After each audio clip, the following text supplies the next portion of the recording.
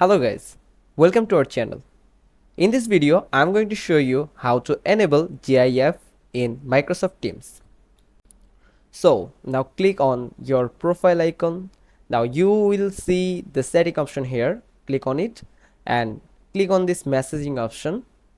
Then you will see that send and receive GIFs option here. Click on it to enable this option. If it is disabled in your device, then click on it and enable this option.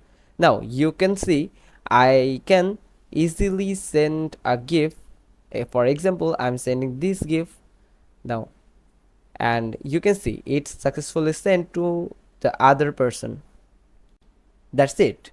By a few simple steps, you can enable GIF in your Microsoft Teams. If you like this video, make sure to give us a thumbs up and subscribe to our channel. Click on the bell icon. We will meet you again in the next video.